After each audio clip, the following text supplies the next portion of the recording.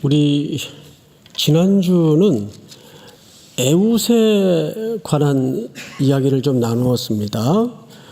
에웃은 특징이 뭐였습니까? 왼손잡이였어요. 왼손잡이. 엄밀히 말하면 양손잡이인데 훈련된 특수 부대 정도로 이해를 했었죠.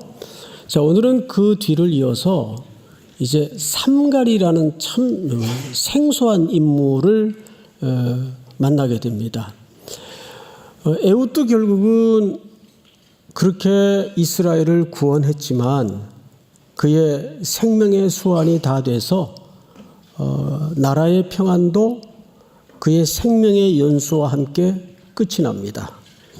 그러자 이스라엘 백성들은 또 순환적 패턴을 여전히 밟습니다. 또 더 깊은 죄악에 빠지게 되고 하나님이 이들을 또 징벌하기 위해서 이스라엘 백성들을 주변 나라들에게 거의 넘기다시피 합니다. 그래서 어려움을 당하게 되죠. 그 와중에 등장한 인물이 삼갈입니다. 그런데 사사기에는 많은 사사들이 등장을 하는데 그 사사 열전 중에 가장 특이하고 특별한 인물이 삼갈이에요. 일단 기록이 가장 짧아요. 딱 한 줄입니다. 물론 5장 6절에 등장을 하긴 하나 그것은 그냥 이름만 올려진 등장입니다. 실질적으로는 오늘 3장을 끝맺는 마지막 절에 이 한 절이 전부예요. 그래서 우리는 이 인물의 이 신비로운 등장, 그 신비로운 역할에 대해서 오늘 좀 만나게 될 텐데 마치 이 장엄한 음악, 교향곡 이런 걸 듣다가 누군가 실수로 삑사리가 나는 것처럼 이 삼갈의 등장은 굉장히 불편한 지점이 많습니다. 우선 삼갈이란 이름은 보통 고대 시대의 이름 속에는 의미가 담아지게 되어 있습니다. 그래서 이 이름을 연구해 보면 이 정통 히브리 이름이 아니에요. 더더군다나 이스라엘 백성들 중에 쓰여지는 이름도 아닙니다. 더욱 유대인들이 쓰던 이름도 아닙니다. 가나안 문화에서 흔히 만날 수 있고 통용되던 이름입니다. 그래서 이 사람의 배경이 더욱 정통 히브리인들, 유대인들의 입장에서는 불편할 수밖에 없어요. 왜 이런 사람을 하나님은 들어서 사사로 썼을까? 이게 의아스러운 거죠. 더더군다나 그 아버지의 이름이 소개되는데 아낫의 아들이라고 소개돼요. 그런데 이 이름 또한 묘합니다. 더 삼갈에 대한 불편함을 심화시키는 이름이에요. 이 아낫은 가나안 땅에 가나안 사람들이 우상을 섬기는데 전쟁을 주관하는 여신의 이름을 배경하고 있어요. 그러니까 종교적으로, 문화적으로 또 가나안의 배경 속에서 생겨진 집안이고 인물이라고 보는 것이 정확합니다. 방금 드렸던 질문처럼 왜 하나님은 하나님의 백성 이스라엘을 구원하는 구원자로 이런 사람을 들어 사용했을까? 더더군다나 이 사람이 블레셋 병사 600명을 죽이는데 삼갈이 들고 나간 무기가 뭐냐 하면 소모는 막대기입니다. 이런 소모는 막대기는 뭐 하는 데 쓰는 겁니까? 소모는 데 쓰죠. 제가 바보 같은 질문을 했네요. 근데 소는 어디에 쓰는 동물이죠? 농경사회에서 농사를 지을 때 소를 몹니다. 그리고 그 소를 몰기 위해서 이제 손에 막대기를 든 농부가 엉덩이를 툭툭 건드리거나 때리면서 쟁기질을 시키기도 합니다. 그러니까 자연스럽게 굳게 그 손에 들려진 막대기의 용도로 보아서 이 삼갈의 직업이 드러나요. 뭐 하는 사람이었죠? 농부예요. 그리고 대개 이때 가나안 사람들은 농사를 많이 지었습니다. 그래서 그들은 바알을 섬기고 아스타롯, 아세라를 섬겼던 이유가 어차피 농사는 누군가를 의존하지 않으면 안 되는 생활 방식이었기 때문에 갖은 우상을 다 만들어서 섬기곤 했어요. 그러니까 일단 삼갈의 캐릭터가 그래도 조금씩 열립니다. 첫째, 이방의 배경을 갖고 있었던 경계 밖의 인물이었다. 게다가 하나님은 이를 손에 막대기를 들려서 적군을 물리치는 사사로 삼은 거예요. 자, 우리 오늘 본문 31절을 한번 더 자세히 보죠.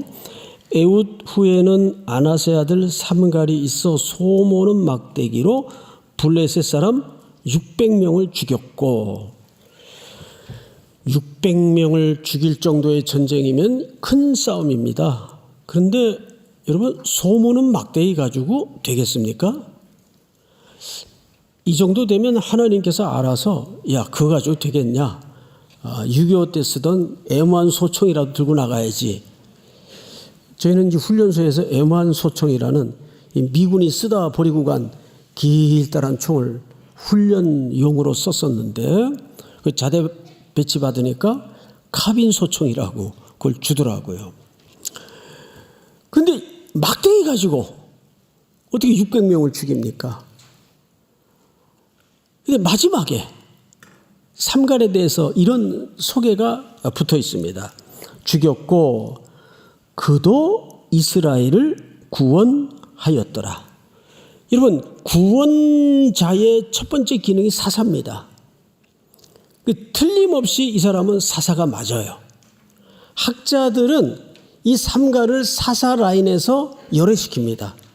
정통 사사로 안 봐요, 신학자들은. 그래서 사사기에 사사의 명단을 쭉 연구한 걸 보면 항상 삼갈은 빠집니다.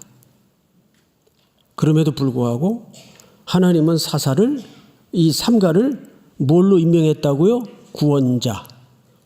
틀림없이 사사로 임명을 했습니다. 학자들의 연구나 결과가 중요합니까? 하나님이 명한 것이 중요합니까? 그렇습니다.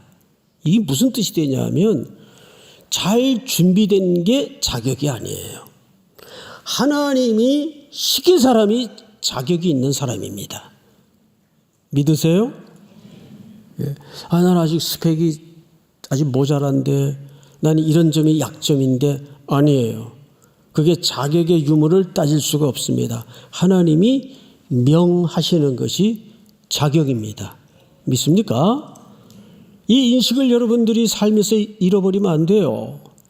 그런데 여기에 제가 일부러 시비를 걸려는 게 아니라, 아니 왜 그가 이스라엘을 구원하였더라 이렇게 했으면 좀 더 깔끔했을 텐데, 그도 이스라엘을 구원하였더라. 마치 야, 너도 할 수 있어.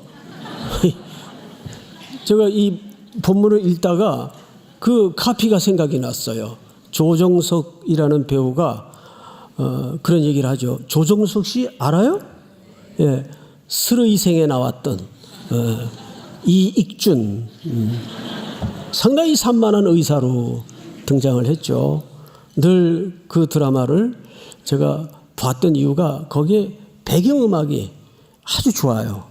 그 조금 한철 간 음악들만 나오지만 제 정서에 맞아요. 그래서 늘 우리 딸내미 옆에 앉혀놓고 서로 얘기하면서 즐겁게 봤던 기억이 있습니다. 그 사람이 야, 너도 할 수 있어. 이 카피 하나로 대박이 났어요. 그 회사가. 그래서 회사 이름이 야나두입니다. 야나두. 그래서 이게 온라인 영어 학습 그 커뮤니티에서 최강자의 자리를 차지했어요. 그래서 제가 궁금했던 것은 도대체 이 가피 문구의 매력이 뭘까?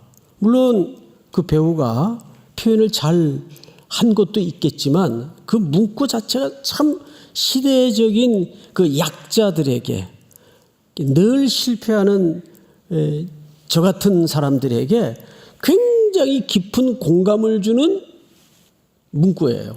야, 너도 할 수 있어. 우리 자우로 우리 연습합시다.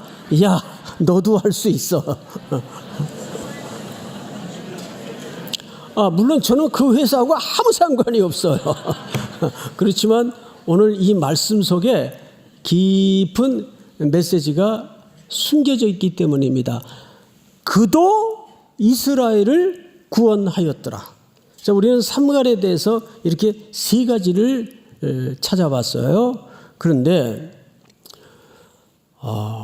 사람은 보통 대단해 보이고 찬란하고 우뚝하고 복이 걸출한 모습만 집중하는 것이 세상의 이치입니다.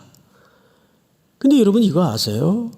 세상은 더 깊게 헤아려 보면 보이지 않은 영역의 절대적 가치가 세상을 움직이고 있다는 것을 놓쳐서는 안 됩니다.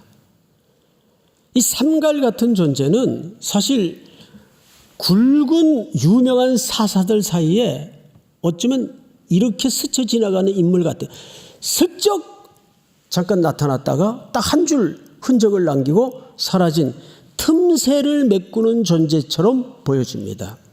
그런데 삼갈의 결말을 보면 여러분들이 깜짝 놀랄 진리 앞에 두 손을 모으게 될 거예요. 이 짧았던 한 사사의 흔적이, 발자국이 사사기뿐만 아니라 성경 전체의 골격을 말해주는 굵은 하나님의 역사를 말하게 됩니다. 자, 세상에는 보이는 것에 대단한 가치도 물론 있겠으나 절대적, 흔들릴 수 없는 가치는 안 보이는 데 감춰져 있어요. 정말 복이 뭐냐 하면 그것을 볼 줄 아는 눈을 갖는 게 복입니다. 제가 어제까지 이제 영덕 선교, 울진 선교를 마치고 오후에 도착을 했는데 지금 우리 성도들이 한 800~900명이 영덕 울진으로 나뉘어져서 주일날은 어차피 영계교회에 가서 다 예배를 지금 드립니다. 그리고 이제 올라오는 중일 거예요. 그 이분들이 이 시리즈 강해를 특별히 삼갈의 대목을 못 듣게 된단 말이에요. 그래서 조금 연회 때보다 설교를 일찍 준비해 가지고 스포 설교를 했습니다. 미리. 그분들이 미리 다 듣는 가운데 제가 이런 얘기를 했어요. 어느 장로님이 얘기를 했습니다. 우리 교회 장로님 중에 이 볼트만 계속 생산해내는 공장을 운영하는 장로님이 한 분 계세요. 저 김포 깊숙한 곳에서 그 허름한 공장을 가지고 오랫동안 그 일을 해오셨습니다. 저도 이번에 이동을 하면서 기차를 탔어요. 동해선 강릉 가는 거 또 울진까지 오는 기차를 탔습니다. 참 기차를 늘 타다 보면 신기해요. 그 여러 칸에 이어진 그 쇳덩어리들이 레일 위에서 정해진 그 규격을 따라 달립니다. 근데 그 레일이라는 게 밑에 뭐가 깔려 있죠? 전부 침목이 깔려 있습니다. 그 레일을 떠받치는. 근데 이게 겨울과 또 여름에 이 늘어지는 차이가 굉장히 심해요. 그래서 제일 중요한 게 그 침목과 레일을 이어주는 그 조인트 해주는 볼트가 있습니다. 그 장로님이 그거를 계속 생산해내는 거예요. 그럼 그게 뭐 한두 개 들겠습니까? 어마어마한 양의 볼트가 늘 교체되고 쓰여지고 또 생산이 돼야 돼요. 근데 그 볼트는 기차 타는 사람이 이 볼트가 이거 문제가 없어야 될 텐데 이러고 기차 타는 사람이 있어요? 없어요.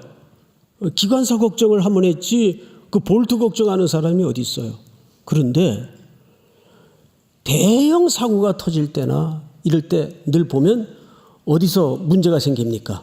네, 그 보이지 않는 곳에 딱 자리 잡고 있는 그 조그만 볼트가 그저 손가락으로 한 요 정도밖에 안 돼요. 여러분 볼트 하나가 금이 가 있거나 헐렁하게 조인트가 됐을 때 그냥 흔들리면서 기차가 탈선이 되고 맨양이 그대로 엎어지면서 대형 사고가 나는 법입니다. 그러니까 사람들은 보통 보이는 것만 관심을 갖고 박수를 하는 경우가 있지만 진짜 중요한 것은 대부분 안 보이는 곳에 감춰져 있어요. 마치 이 삼갈은 그런 존재입니다.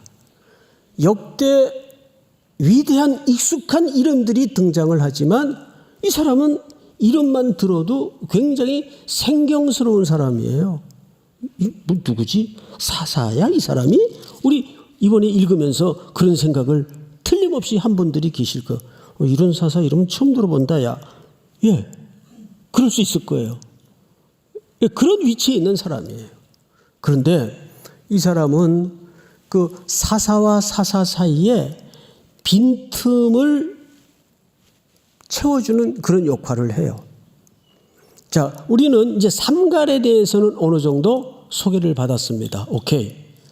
그는 경계선 밖에 이방인 문화적 종교적 배경을 갖고 있었고 그는 그냥 소 모는 농부 그리고 그 손에 들려진 막대기로 600명을 죽이는 뜻밖의 승리를 거두었으며 그도 이스라엘을 구원했다는 하나님의 인정으로 봐서 짧은 기록이지만 틀림없이 사사로 부름받은 인물인 것이 맞습니다. 여기까지예요. 그런데 우리는 이 삼갈의 이름이 나오는 5장 6절을 한번 더 봐야 됩니다. 자, 5장 6절을 한번 볼까요? 우리 사부 찬양대 6절을 한번 전체 같이 읽습니다. 사부 찬양대만 시작. 마나세 아들 삼갈의 날에 또는 야엘의 날에는 대로가 비었고 길의 행인들은 오솔길로 다녔도다. 여기 삼갈의 날에 하고는 또는 누구의 날로도 부를 수 있는 시대입니까? 야엘의 날에는 이렇게 돼 있어요. 그러니까 삼갈과 야엘, 삼갈이라는 사사와 야엘이라는 사사를 한 선상에 놓고 있어요. 그런데 이들이 등장해야 했던 시대는 어떤 시대인가 하면 대로가 텅 빈 시대예요. 이 말은 무슨 말인가 하면 무법의 시대였다 그 말이에요. 그러니까 폭주하는 시대여서 온갖 하나님을 알지 못하는 불황배들이 거리에서 백주대낮에 만행을 저지르던 그래서 이 어두웠던 사사시대를 딱 한 컷의 그림으로 설명해낸 이미지가 텅 빈 거리 폭력이 난무하고 무법이 판치던 사사기의 특징이 뭐죠? 그때의 이스라엘에 왕이 없으므로 사람들이 각기 자기 소견에 옳은 대로 행하였더라. 이게 사사시대의 그림이에요. 그래서 사람들은 낮에 강도들에게 무법에 의해서 폭력에 의해서 모든 걸 다 거덜나고 빼앗기니까 대로로 다닐 수가 없어요. 그래서 어디로 다니는가 하면 오솔길로 골목길로 숨어서 다닙니다. 이것이 사사시대의 전형적인 그림이에요. 재앙의 시대죠. 이런 이스라엘을 구원하기 위해서 하나님이 썼던 인물이 방금 소개했던 삼갈이라는 그런 신비스러운 인물이면서 또는 누구로 되어 있습니까? 야엘. 이 야엘 또한 삼갈 못지않게 신비스러운 인물인데 여자입니다. 그래서 야엘에 대해서 소개하기 전에 5장은 어느 위치인가를 우리가 사사기 전체 속에서 좀 이해를 해야 되는데 에훗이 죽고 나서 삼갈이 일어날 때 어떤 일이 있었는가 하면 하나님이 드보라라는 여선지자를 사사로 일으킵니다. 그래서 이스라엘을 구원하게 만들어요. 왜냐하면 그때 하나님이 이스라엘을 징벌하기 위해서 가나안의 한 족속인 왕 야빈이라는 왕을 일으켜서 이스라엘을 괴롭히게 만듭니다. 근데 그 야빈이라는 왕이 밑에 아주 무시무시한 장군 하나를 데리고 있었어요. 그 장군의 이름이 시스라입니다. 그래서 이 시스라를 앞장 세워서 이스라엘을 포악정치를 하면서 공격을 하게 만들어요. 그러면 이스라엘은 어쨌거나 백성들을 재산과 생명을 지키기 위해서 보호해야 될 텐데 그때 이스라엘의 국방부 장관이 누구였는가 하면 장군이 바락이라는 장군입니다. 벌벌 떨고 있었어요. 그러니까 드보라가 당신 지금 이스라엘의 대표적인 남자로서 이러고 있으면 되냐? 나가서 무기를 들고 백성을 소집하든지 전쟁을 어쨌든 해야 될 거 아니냐? 그랬더니 이 천하의 바보 같은 바락이 희한한 소리를 해요. 그 드보라의 치맛자락에 숨어서 당신이 가시면 나도 가겠고 당신이 가시지 않으면 나는 죽어도 못 가. 이 차마 제 입으로 읽지를 못하겠어요. 우리 4장 8절을 우리 형제들만 한번 읽어보세요. 형제들만. 4장 8절 다 같이 시작. 바락이 그에게 이르되 만일 당신이 나와 함께 가면 내가 가려니와 만일 당신이 나와 함께 가지 아니하면 나도 가지 아니하겠노라 하니. 이것은 바락의 문제가 아니라 당시 이스라엘 남정네들로 대표되는 바락의 문제가 아니고 이스라엘의 전체적인 문제예요. 당신이 안 가면 나도 안 가겠다. 하나님을 의지해야 될 이 백성의 대표격인 바락이 지금 이런 쫄보 같은 이야기를 하고 있어요.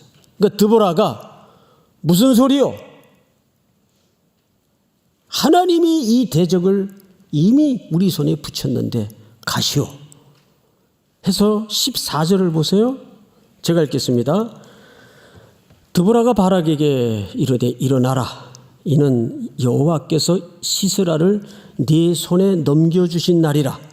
여호와께서 너희 앞서 나가지 아니하시겠느냐 하시느냐 하는지라.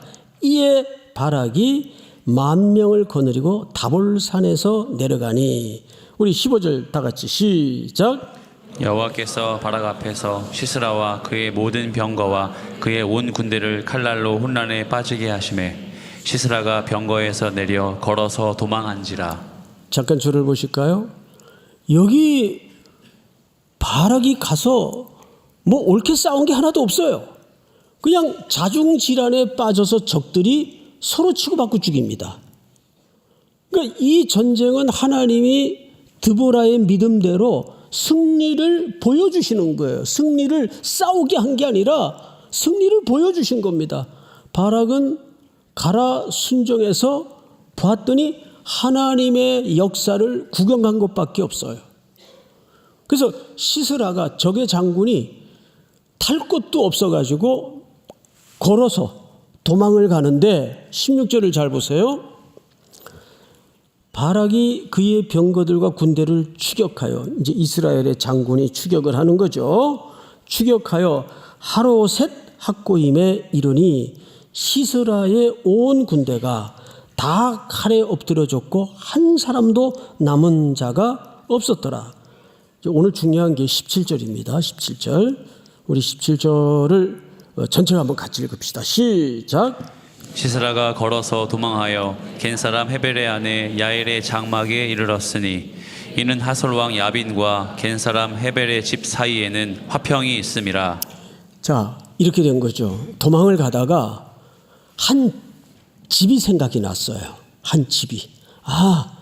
여기 얼마 안 가면 우리랑 화평조약을 맺은 하벨의 집이 가깝지 글로 일단 피신을 해야 되겠다 해서 하벨의 집으로 들어가는데, 그 집은 일찍 이 시스라 장군과 평화조약을 맺은, 서로가 위기가 닥쳐올 때, 적의 공격을 받을 때 도와주기로 평화조약을 맺은 집이에요. 그러니까 당연히 안심하고 이 집으로 숨어든 겁니다. 그런데 이 집의 그 주인장 이름이 하벨이에요. 역시 이 사람이 어느 족속인가 하면 여기 성경에 보니까 겐 사람이라고 돼 있어요. 이 겐 사람이라는 건 미디안 사람입니다. 미디안 족속이 겐 족속이에요. 모세의 장인도 미디안 사람이요 겐 족속이었습니다. 다 이방 사람이에요. 경계선 밖의 사람이에요. 당연히 그 아내 야엘도 경계선 밖의 사람인 이방 여인입니다. 놀랍게도 하벨의 아내가 누굽니까? 야엘입니다. 오늘 드보라의 노래 속에 등장하는 인물이죠. 자, 여러분, 이제 대충 인물에 대해서는 정리가 됐어요. 시스라가 도망가다가 평화협정을 맺은 자기 친구 하벨의 집에 들어가요. 근데 그 하벨이 겐 사람이에요. 이방인이죠. 근데 그 아내가 야엘입니다. 역시 이방인입니다. 자, 그러면 이 가정은 시스라를 숨겨주고 도와줘야 돼요. 협정에 따라서. 그런데 경천동지할 일이 벌어집니다. 이 집안에서. 21절을 우리 자매들만 한번 같이 읽어볼까요? 21절 시작.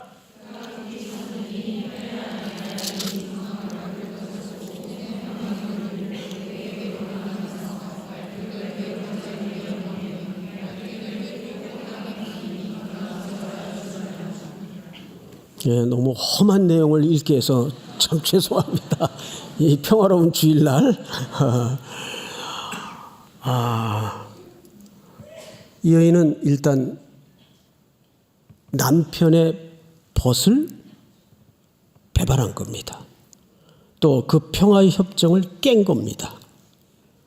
그리고 이스라엘의 원수인 시스라의 관자놀이를 말뚝으로 망치를 쳐서 꿰뚫어 즉사시킵니다. 그래서 구원을 완성해요. 이스라엘의 구원을 완성해요. 이게 무슨 아이러니입니까?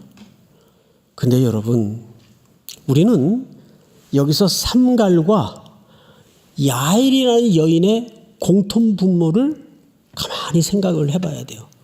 몇 가지가 있죠. 첫째, 둘 다 경계선 밖의 인물이에요. 두 번째는 이들이 적을 물리쳤던 무기들이 전부 신형 전쟁에 걸맞는 무기입니까? 일상에서 흔히 만날 수 있는 무기입니까? 그건 무기가 아니에요, 사실은. 일상에서 자기의 몸처럼 늘 뗄래야 뗄 수 없는 징그러운, 어쩌면 떨쳐내고 싶은, 치워버리고 싶은 그런 도구들입니다. 소모는 막대기. 농부의 입장에서 땡볕 아래 그 거친 팔레스타인 땅을 경작하면서 매일 눈만 뜨면 이랴 소 잔등을 쳐다보면서 엉덩이를 때리고 농사를 지어야 돼요. 그 막대기는 삼갈에게 늘 뗄래야 뗄 수 없는 몸의 한 부분 같은 도구입니다.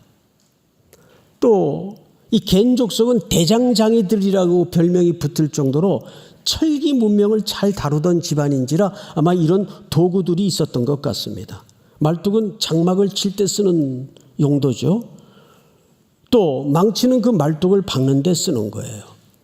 그러니 집안에 당연히 있었겠죠. 이 또한 일상에서 소용될 수밖에 없는 뗄래야 뗄 수 없는 도구들입니다. 공통점이 뭘까요? 우리는 하나님의 일하시는 방식을 여기서 유심히 살펴봐야 됩니다. 하나님은 내 인생에 다급한 문제가 생겼다고 해서 우리가 바라는 대로 최신형 어떤 대박을 터뜨려 주지 않습니다. 여기서 우리는 세 가지를 기억해야 돼요. 첫째, 여러분 손에 들려져 있는 소막대기를 발견할 수 있는 눈이 있어야 됩니다.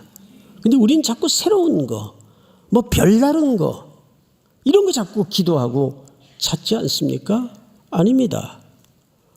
오늘 이 말씀을 들으면서 여기 가득한 청년들 마음속에 하나님, 제가 우울하고 절망스럽고 답답할 때 왜 내게는 정말 로또 같은 일들이 안 벌어집니까? 이런 쓰잘데없는 기도하지 마시고 내 손에 들려진 소막대기는 뭡니까? 그거예요. 근데 그것이 항상 내 가까이 있다는 거예요. 내가 무심히 생각하는 것, 어쩌면 더 적극적으로 내가 이거 좀 떨쳐내고 싶은 것, 그 속에 시대를 구원하고 자기를 구원하는 하나님의 방법이 숨겨져 있습니다. 두 번째는 우리는 미셔널 시선을 통해서 이 시야를 넓혀야 돼요. 자꾸 우리는 세상이 만들어 놓은 기준에 가두어져서 학벌, 그 사람 얼마 벌어놨는지, 이 기본적인 몇 가지 지표가 있잖아요. 거기에 배우자들도 딱 맞춰갖고 찾으려니까 눈에 안 들어오는 거예요. 지금도 소막대기 들고 그냥 돌아다니는 삼갈들이 여러분 옆에 앉았어요. 옆에 딴 데 보지 마시고 삼갈 같은 사람들 한번 보세요. 누가 진짜 막대기 들고 돌아다니는가를 한번 보세요. 이게 웃자고 하는 얘기가 아니 진짜. 그걸 볼 줄 아는 눈이 복인 것입니다. 그 눈이 대박이에요. 믿습니까? 그런 눈을 가지고 있어야 돼요. 자격이 뭐냐? 결론입니다. 준비된 게 자격이 아니에요.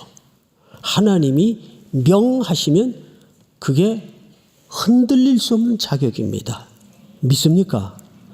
오늘 이 말씀을 붙잡고 또 한 주를 무심히 삼갈처럼 소막대기 들고 열심히 걸어내는 우리 사랑하는 형제자매들 될 수 있기를 축복합니다.